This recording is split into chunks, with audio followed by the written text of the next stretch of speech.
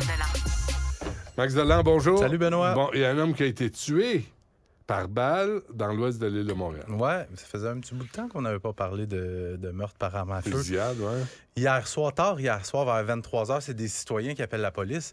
Écoute, ils voient quelqu'un étendu dans le gazon qui semble blessé au niveau de la tête.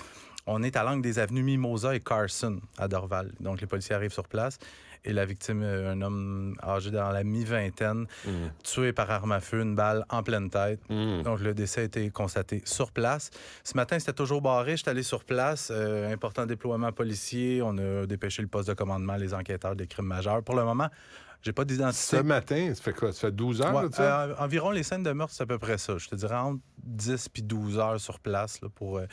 ils veulent pas rien oublier sur place. On veut s'assurer qu'on a bien expertisé toute la scène.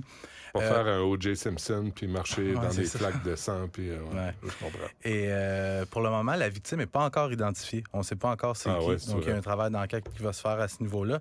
Et donc, c'est le 35e meurtre à survenir depuis le début de l'année.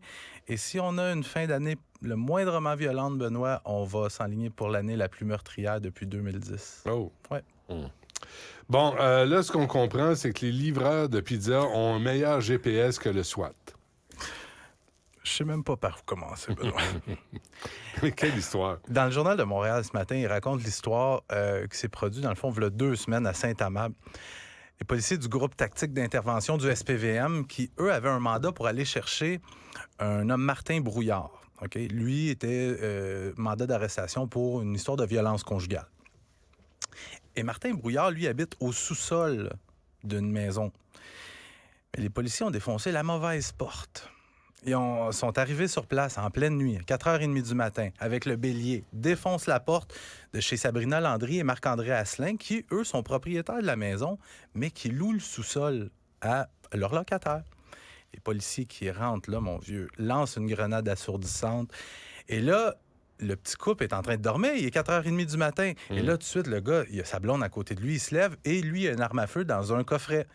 Et il prend son arme à feu et là, la police arrive dans la chambre puis « Drop ton gun! Drop ton gun! » Et lui, il raconte dans l'article, il dit « Je leur ai dit, dites-moi qui vous êtes! Dites-moi pourquoi vous êtes chez nous! » Puis ils ont recrié « Drop ton gun! » Puis je pense qu'avec le ton que les policiers avaient et les mitraillettes, les armes longues pointées sur lui, le gars a droppé son gun. Et là, Dépose ton arme à feu. Oui, Apprenez à le dire en français, au moins. Là, dépose ton arme à feu. Mais je ris, mais c'est pas drôle. Écoute, le gars plaqué au sol, la femme, elle dort nue. Et là, elle a 4-5 policiers autour d'elle du groupe tactique d'intervention du SPVM. Elle est toute nue dans le lit. L'œil, là. J'irai pas jusque-là. Ben mais... oui. Non, mais elle est inconfortable.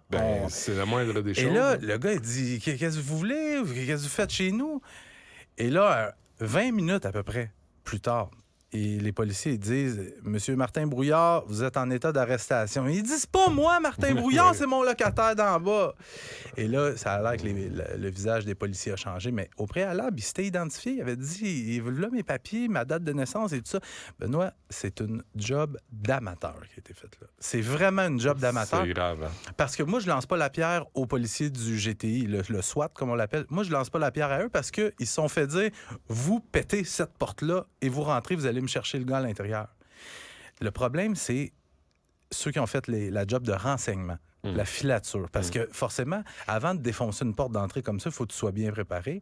Et il y a des gens qui ont fait de la filature, qui ont regardé le target, comme on appelle, le suspect à arrêter. Habituellement, la job de renseignement, ils sont supposés savoir ta marque de bobette là, avant d'aller t'arrêter. Ils sont supposés connaître tes alliés. Non, ça, c'est... Ouais, mais ça, c'est dans les fictions. Mais de toute évidence, il y avait une voiture, une autopatrouille de la police de Richelieu-Saint-Laurent. C'est ça, qui était sur place. Là. Ils l'ont pas su plus, eux autres. Puis eux autres étaient déjà allés voir le vrai suspect recherché. Fait qu'ils savaient où il habitait.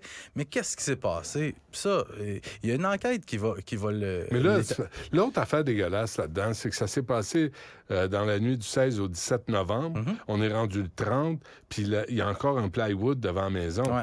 La police n'a même pas la décence de dire « on vous envoie quelqu'un là pour réparer la porte ». La police a référé le couple au bureau de réclamation de la Ville de Montréal. Ça, c'est dégueulasse. Et puis, écoute ça, au bureau de réclamation, on dit « écoutez, c'est sous enquête, votre dossier. » Pardon. Ouais. Pardon. Ouais. Là, vous êtes dans l'erreur. Envoyez du monde réparer ça tout de suite. Ben oui, certain. Puis la femme là-dedans, elle a dit, j'aimerais ça, moi, voir un psychologue parce que j'ai été un peu traumatisé, Ben écoute. Oui, je comprends. 3 mois d'attente pour voir un psychologue. Ouais. Puis, tu sais, moi, cette histoire-là, ça me fait penser. Tu te souviens de ça, en 2007, le policier de Laval qui avait perquisitionné, qui avait mené une opération policière très similaire à Brossard, avec Basile Paraziris, qui, lui, était visé là, par cette opération-là, mais que lui était armé. Puis quand les policiers sont rentrés chez eux, il s'est mis à tirer, ça a tiré de partout, puis un policier qui est mort là-dedans. Pas grand professionnalisme. Non. Bon, rapidement, Max, un écrasement d'hélicoptère. Ouais, triste histoire hier après-midi à Lefebvre, c'est une petite municipalité au sud de Drummondville. La victime dans cet écrasement-là, c'est Sylvain Desmarais. Écoute, un passionné d'aviation qui a pas loin d'une 50aine d'années d'expérience en vol. Il venait de décoller avec son hélicoptère de fabrication artisanale. Sa fille qui était au sol, qui filmait le vol. Puis à un moment donné, l'hélicoptère a perdu de l'altitude. Elle a explosé en plein vol. Oh boy. Donc, la fille, la victime, qui a assisté à la mort de son père en direct, sous ses yeux. Donc, il y a une enquête du BST qui est en cours dans ce dossier-là. Et incendie mortel? Oui, je termine avec une autre triste histoire. Un corps qui a été découvert ce matin dans les décombres d'une résidence à Stoneham. Donc, un incendie vers 7h15 ce matin qui a éclaté dans une maison. À l'arrivée des pompiers, les flammes sortaient par les fenêtres, par le toit. Donc, embrasement généralisé. Les pompiers qui ont adopté une stratégie défensive. On arrose depuis l'extérieur, on ne rentre pas tout de suite en dedans. Et une fois l'incendie maîtrisé, on est rentré à l'intérieur. On a trouvé malheureusement le corps d'un homme étendu sur son lit. Il s'agirait probablement du propriétaire de la résidence. Maxime Delan, merci. À demain. Plaisir. L'émission de Benoît Dutrisac est aussi un balado.